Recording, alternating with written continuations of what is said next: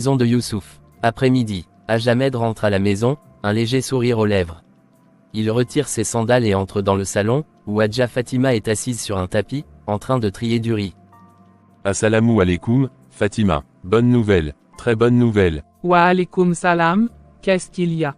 Je suis allé voir les parents de Rania. Je leur ai parlé calmement, sans colère, et, alhamdoulilah, ils ont ouvert la porte. Rania est prête à revenir. Elle veut revenir, juste comme ça. Elle se promène où elle veut et revient quand elle veut. Pas exactement, elle a posé une condition. Laquelle? Elle souhaite qu'on leur trouve un appartement à part. Pour qu'elle et Youssouf vivent seuls. Sans nous. Toi, tu es contente de ça? Fatima, écoute-moi, c'est un compromis, pour la paix du foyer. Pour qu'ils élèvent leur enfant dans un environnement sain. Il faut savoir reculer parfois pour mieux avancer. Tu es allé là-bas, pour te faire ridiculiser. Pour te faire dicter la loi comme un petit garçon. Et maintenant, tu reviens ici avec cette absurdité. Fatima, ce n'est pas de l'absurdité.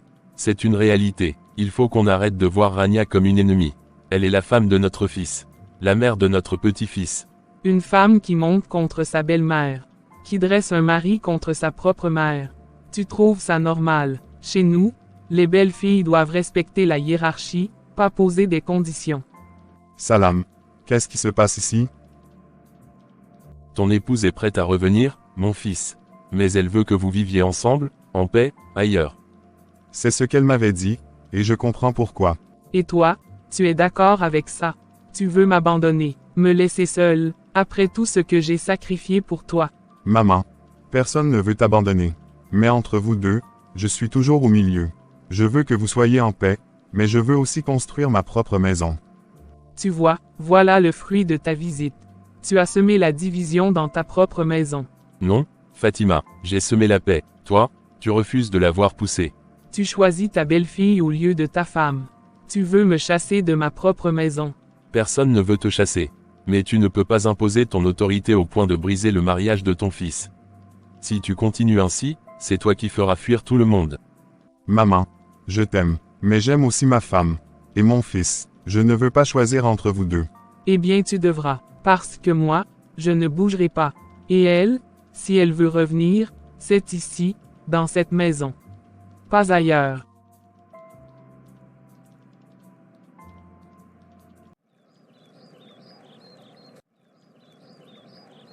Assalamu alaikum, Imam Abderrahman. Mille merci d'être venu. Wa alaykoum salam, Ahmed. C'est Allah qui guide les pas. Tu m'as dit que la paix de ta maison est en danger. Alors me voici. Imam. Je ne sais plus où poser mon cœur. Ma mère et ma femme sont comme deux montagnes. Et moi, je suis entre les rochers. Et parfois, entre deux montagnes, naît une vallée paisible. Allons parler à ta mère. Sans colère, sans bruit. Dans le salon, Hadja Fatima est assise. L'imam entre, suivi des deux hommes. Elle se lève, surpris.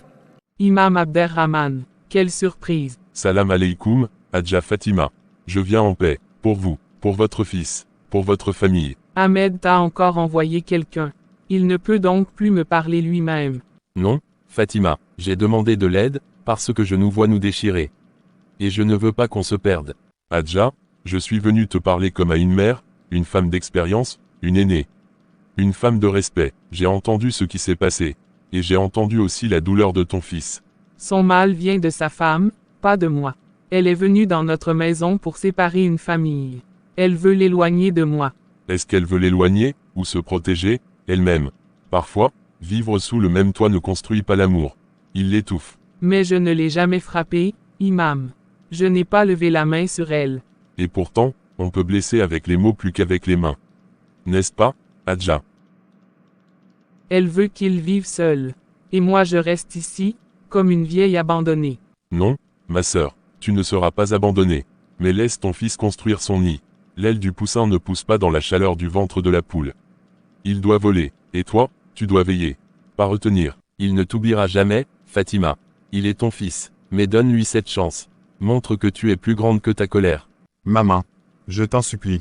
Je n'ai jamais voulu te blesser. Mais je t'en prie, ne me demande pas de choisir. Aide-moi à les réunir. À nous réunir. Et elle acceptera de me revoir, de me reparler. Si tu fais le premier pas avec humilité, Rania est une femme de cœur. Elle n'a jamais demandé ton mal. Elle a juste voulu qu'on la respecte aussi. Ce n'est pas facile, mais je vais essayer. Pas pour elle, pour mon fils, et mon petit-fils. Alhamdoulilah, voilà la grandeur d'une mère. Voilà la paix d'une maison. Dans la cour de la maison des parents de Rania, le soleil se couche, les oiseaux chantent au loin. Rania est assise, Youssouf en face d'elle, tendu. Youssouf, j'ai beaucoup réfléchi depuis que tu es venu. Je n'ai pas pris ma décision à la légère. Et, alors, tu comptes revenir? Oui, mais pas comme une femme sans voix. Pas comme une étrangère dans ma propre maison. Aujourd'hui, je vais te poser une question simple. Et j'attends une réponse claire. Vas-y, je t'écoute. Entre ta mère et moi, si tu devais choisir, qui choisirais-tu? Je ne veux pas de détour. Je veux savoir, ici et maintenant. Quoi, Rania? Tu ne peux pas me demander ça. C'est trop dur. Mais c'est ce que tu m'as forcé à faire, moi. Vivre sous le même toit qu'une femme qui me méprise, me rabaisse, me soupçonne de vouloir voler son fils, tu veux que je revienne. Très bien, mais je dois savoir si je suis ta priorité. Si je suis ta femme, ou juste une pensionnaire chez ta mère. Rania, c'est ma mère. Elle m'a porté 9 mois, elle m'a élevé, elle a tout sacrifié pour moi, comment veux-tu que je l'abandonne? Et moi, alors, je suis quoi? Moi, je suis la mère de ton enfant. Celle qui dort dans le même lit que toi, qui t'a suivi, qui t'a respecté, même quand j'étais humiliée. Je ne peux pas choisir. Je t'aime, Rania, mais c'est ma mère. Je suis désolé. Je ne peux pas. Alors, il n'y a plus rien à dire. Tu viens de répondre, Youssouf. Tu ne peux pas choisir. Très bien, chacun reste dans son coin. Non, attends, ce n'est pas ce que je voulais dire. Je voulais qu'on trouve un compromis. Qu'on vive en paix, ensemble. Il n'y a pas de compromis quand l'amour devient souffrance. Tu veux la paix, alors ne me fais plus de promesses que tu ne peux pas tenir. Et notre fils, Rania, tu vas l'éloigner de moi? Je ne t'éloigne pas de lui. Tu pourras le voir. Mais moi, je ne retournerai pas là où je suis effacée. Tu veux me récupérer. Tu sais ce qu'il te reste à faire. Mais pas en restant assis entre deux chaises. Tu me demandes l'impossible.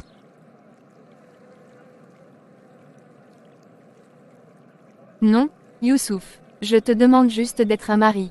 Pas un fils avant d'être un homme. Alors, où est-elle? Tu es revenu seul. Elle ne veut plus revenir. Alhamdoulilah. Enfin, je t'avais prévenu, hein? Tu te rappelles, Youssouf? Je t'avais dit que cette fille n'était pas faite pour notre maison. Fatima, ce n'est pas le moment de jeter de l'huile sur le feu. Non, justement, c'est le moment. Parce que moi, j'ai vu clair depuis le début. Elle t'a éloigné de nous, elle a semé la division, et maintenant, elle te jette comme une vieille chaussure. Regarde un peu ce que tu as récolté à force de vouloir faire l'équilibre. Maman, j'ai essayé. J'ai vraiment essayé. Mon fils, rentrons. La sœur de Youssef fit intervenir. Il fallait l'écouter plus tôt, Youssouf. Elle t'a manipulé. Elle a profité de ton silence, de ton amour, pour te retourner contre ta propre mère. Et moi, je faisais des efforts. Je commençais même à fermer les yeux sur ses défauts. Je voulais qu'on vive en paix. Et voilà sa réponse. Choisis entre moi et ta mère. Quelle honte, quelle audace. Elle voulait juste être respectée, exister à mes côtés. Non, elle voulait que tu m'abandonnes. Et elle a échoué. Maintenant, Allah a tranché. Elle est partie, qu'elle reste loin. Nous, on continue notre vie. Elle ne mérite plus ton amour. Ce sont des paroles dures, Fatima. C'était sa femme malgré tout. Elle était sa femme. Maintenant, c'est fini. Définitivement. Peut-être que c'est mieux comme ça. Peut-être qu'on ne pouvait pas être ensemble, dans ces conditions. Il faut avancer, maintenant. Tourne la page, Youssouf. Facile à dire, mais difficile à vivre. Et ainsi, la séparation devint réalité. Plus de nouvelles, plus d'appels, plus de messages. Un amour éteint sous le poids des traditions, des silences, et des blessures mal soignées. Youssouf et Rania, chacun de leur côté, tentèrent de survivre à l'absence. Un matin, dans la maison des parents de Rania, Omar, un garçon de 12 ans, se prépare pour aller à l'école. Rania l'observe, pensive. Tu as mis tes cahiers, mon cœur. Oui, maman, j'ai tout. Tu es sûr, tu as l'air ailleurs. Maman, pourquoi papa ne vit pas avec nous? Omar, ce n'est pas facile à expliquer.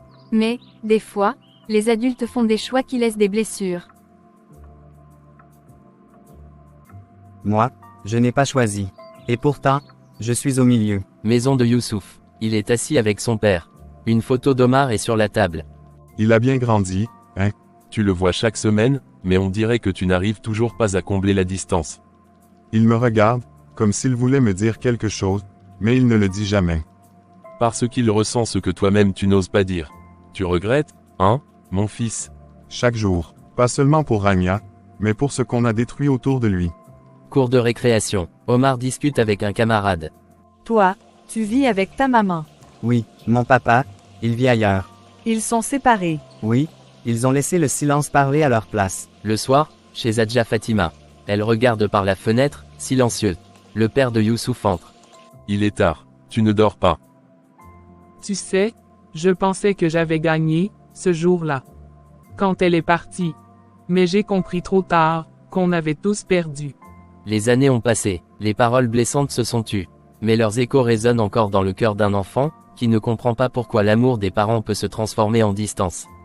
Omar grandit, entre deux mondes, espérant un jour voir ses cœurs divisés trouver enfin la paix. Une belle matinée, Omar, maintenant adulte, entre dans le salon où sa mère lit le Coran. Maman, je voulais te dire quelque chose d'important. Oui, mon fils, je t'écoute. Maman, je veux t'amener à la Mecque. Qu'Allah te récompense, mon fils. C'est un rêve que je croyais fini pour moi. Mais, je ne veux pas qu'on y aille sans réparer ce qui a été brisé. Je veux que toi et papa, vous vous reparliez. Et mieux, que vous vous retrouviez. Omar était devenu un homme, responsable, respecté, pieux. Il avait porté pendant des années le poids d'un foyer brisé, mais il n'avait jamais cessé d'espérer. À la veille de leur départ à la Mecque, il proposa quelque chose de plus grand qu'un voyage. Maison de Youssouf. Omar vient voir son père. Papa, je t'emmène à la Mecque. Mais je veux te dire une chose, avant de purifier ton âme là-bas, purifie ton histoire ici.